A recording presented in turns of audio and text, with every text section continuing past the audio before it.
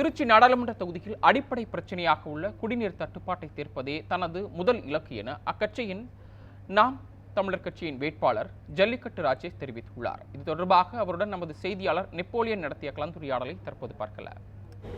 நாடாளுமன்ற தேர்தலுக்கான பிரச்சார களம் தற்போது சூடு பிடிச்சிருக்கு.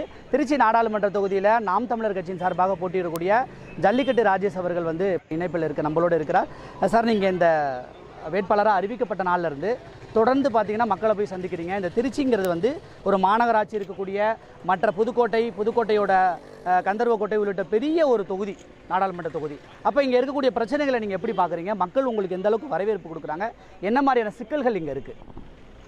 இப்போது நம்ம அறிவித்ததுலேருந்து தொடர்ந்து சுற்றுப்பயணத்தில் இருக்கிறோம். சுற்றுப்பயணத்தில் நம்ம மக்கள் மத்தியில் என்ன மாதிரி பிரச்சனை பிரதானமாக இருக்குது அப்படின்னு பார்க்குறப்ப, திருச்சியை பொறுத்த வரைக்கும் ஒரு நாடாளுமன்ற உறுப்பினர் இருந்தாரா அப்படிங்கிறதுக்கே ஒரு அடையாளம் இல்லாத மாதிரி தான் இருக்குது. ஏன் அப்படின்னா, ஒரு தொகுதியில் ஒரு எக்ஸாம்பிள், இப்போ நம்ம கிழக்கு தொகுதி இன்னைக்கு காலிலேருந்து பிரச்சாரம் பண்ணுறோம்.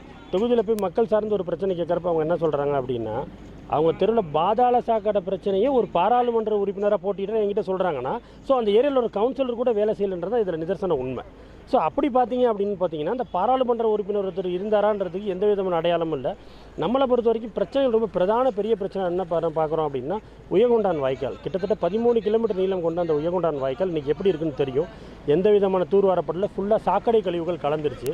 அதே மாதிரி திருவரம்பூரில் ரொம்ப பிரதான பிரச்சனையாக இருக்கிற இந்த அரியமங்கலம் குப்பை கிடங்கு, அதுக்கு எந்த விதமான இதுவும் கிடையாது.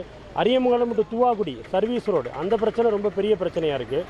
பிஹெச்எல், ஓஎஃப்டி, ஹெச்ஏபிபி போன்ற பெரிய நிறுவனங்களில் தமிழர்களுக்கு எங்கேயுமே வாய்ப்பு இல்லை.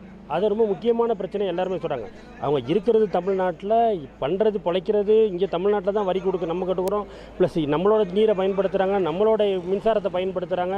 இப்போ ஆனால் பார்த்தீங்கன்னா தமிழர்களுக்கு வேலை உரிமையில் முன்னுரிமை கிடையாது. இதெல்லாம் ரொம்ப பிரதான பிரச்சனையாக எடுத்து வைக்கிறாங்க.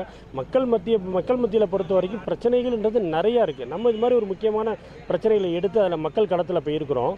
இதில் என்னோட வரவேற்பு அப்படிங்கிறது என்னென்னா, இந்த களம் நம்ம ஏற்கனவே பார்த்த களம். ஏன்னா மக்கள் மத்தியில் நம்ம தொடர்ந்து 17 வருடமாக பலகட்ட போராட்டங்களை இருந்துகிட்டு இருக்கிறோம். இது மற்ற வேட்பாளர்களுக்கு யாருக்கா தகுதி இருக்கா அப்படின்னா அது கண்டிப்பான முறை இல்லை. இப்போ நீங்கள் பரிச்சயமான வேட்பாளர், நான் புதுசு இல்லை, அரசியல் களத்துக்கும் புதுசு இல்லை, அதே போல் மக்களை அணுகிறதுலையும் புதுசு இல்லைங்கிற விஷயத்த சொன்னீங்க. ஒரு பக்கம் காவிரி வளம் கொளிக்கக்கூடிய காவிரி திருச்சியில் ஓடுனா கூட குடிநீர் பிரச்சனை தட்டுப்பாடு திருச்சி மாநகராட்சி உள்ளிட்ட உள்ளுக்குள்ளே இருக்கிற பகுதிகளே நிறைய இடத்துல இருக்கிறதா சொல்லி நீங்கள் அந்த பிரச்சாரத்தில் தொடர்ந்து சொல்கிறீங்க. மக்களும் அந்த குறைகளை சொல்கிறாங்க.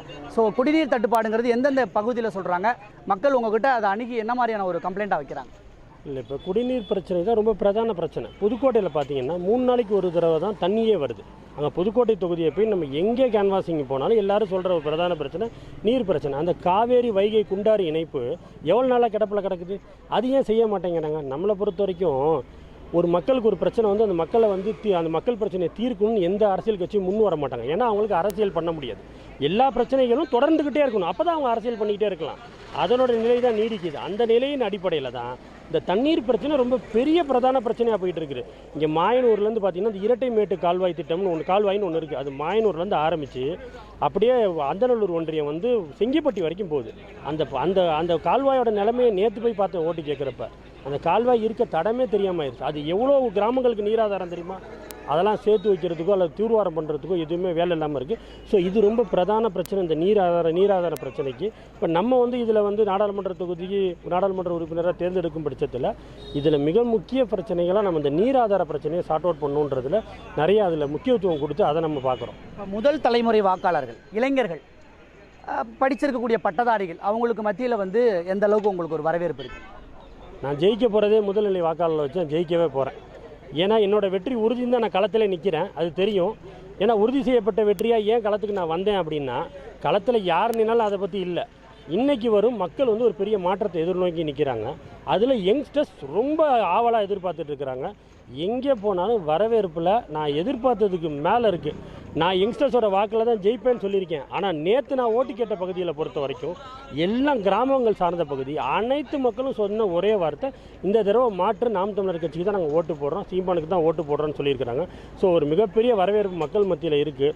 பணபலம் வெளில போகுது, 50 கோடி இறங்கிச்சு, 70 கோடி இறங்கிச்சு, எத்தனை 1000 கோடி இறங்கினாலும் வெற்றி நாம் தமிழர் கட்சிக்கு உறுதி. ஒளிப்பதிவாளர் கணேஷுடன் நெப்போலியன், நியூஸ் 7 தமிழ், திருச்சி.